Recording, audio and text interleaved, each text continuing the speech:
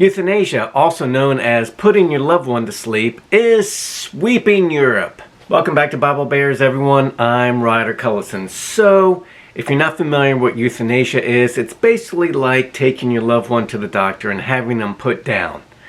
We've all had pets. Well, maybe not all of us, but I've had plenty of pets whom I've loved. Sometimes you have to take them to the veterinarian to have them put to sleep. You do this because your pet is suffering. But beyond that, you do this because you love your pet and you don't want to see them suffer and you don't want them to endure the suffering. The same premise is true with euthanasia. You have a loved one, they're suffering from a terminal illness.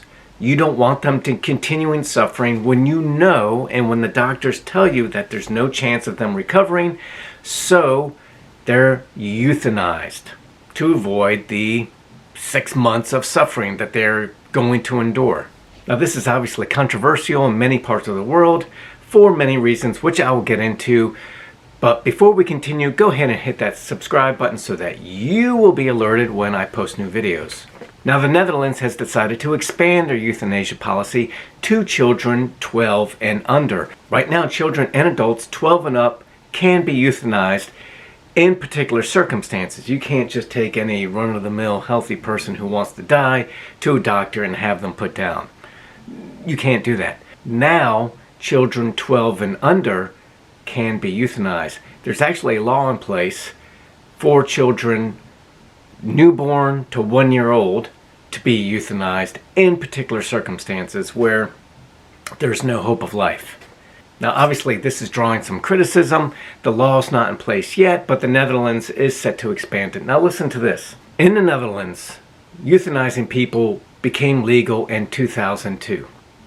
In the first decade, euthanasia doubled. So, these things were occurring before it was legal. Once it became legal in the first decade, euthanizations doubled. In the first 15 years, they tripled. And by 2016, 16 people were dying daily of being euthanized. It accounts for 4% of all the deaths in Netherlands. Of all those deaths, 83% are patients who are suffering from incurable diseases. There are people dying of bone cancer, diseases that are particularly excruciating to endure. You don't want to see your loved one suffer. Your loved one doesn't want to deal with the pain. They're gonna die anyway, so they say, look, can we just giddy up on this process? It's a sad thing. I get it, in a way. But there is a slippery slope here.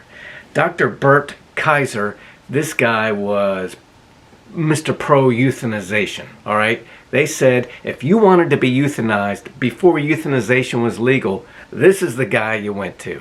He has since reversed course, just like we see many abortion doctors who, after rolling up their sleeves and getting from wrist to elbow deep in proverbial abortion blood, they say, look, I've kind of had a change of heart. Well, this doctor has well too.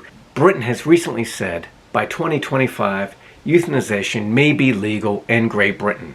Dr. Bert Kaiser warns them now of that. He says, look, despite the safeguards you guys are going to put in place, these safeguards are eventually ignored or discarded. Those who embark on euthanasia venture down a slippery slope along which you irrevocably slide down to the killing of defenseless, sick people. So Dr. Bert Kaiser is now an opponent in many circumstances of euthanasia. Now, it's worth noting that of all those people that died in the Netherlands, 4% died of old age disabilities, 2% of psychiatric disorders. Is this a slippery slope of which he's speaking? 4% died of old age disabilities. What might those disabilities be? Are we including arthritis? You know, people who are having struggles getting around their house, are we euthanizing them now? Psychiatric disorders, what counts as a psychiatric disorder? If you're schizophrenic, are you now euthanized? If you suffer from maybe severe autism, are you now put down? In Canada, doctors have expanded medical assistance in dying to include children even without parental consent. That's absolutely crazy.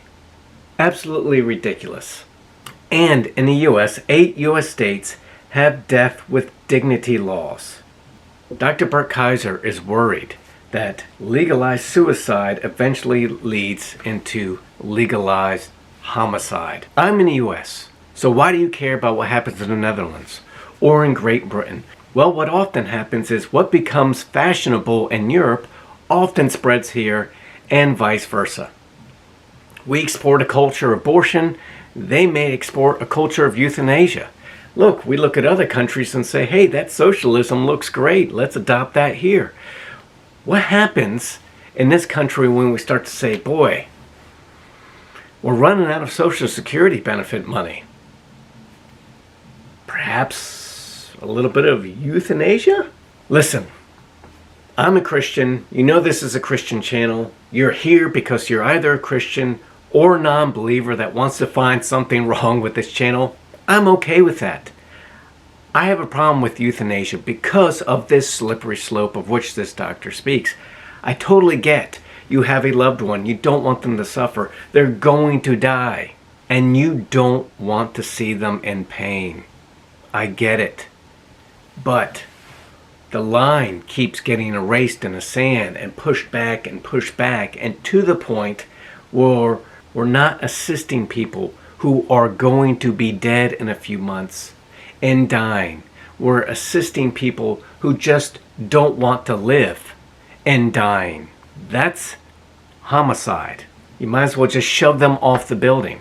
Guys, what do you think? Where do we draw the line here? Should we draw the line at absolutely no euthanasia whatsoever? And if you're dying, if you're in pain, too bad. We'll comfort you until you die. We'll give you all the pain meds you need. We'll sedate you. We'll put you make you a living comatose vegetable until you die.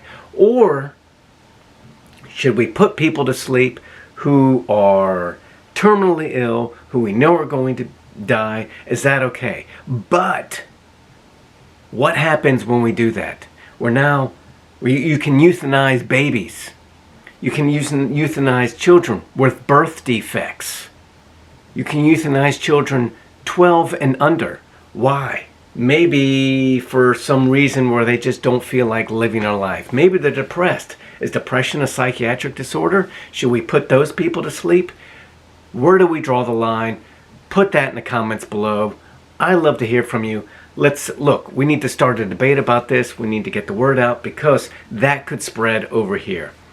Guys, as always, like, share, subscribe. I really appreciate when you do that. I try to respond to most every comment, so leave your comment below. As always, I love you and have a blessed day.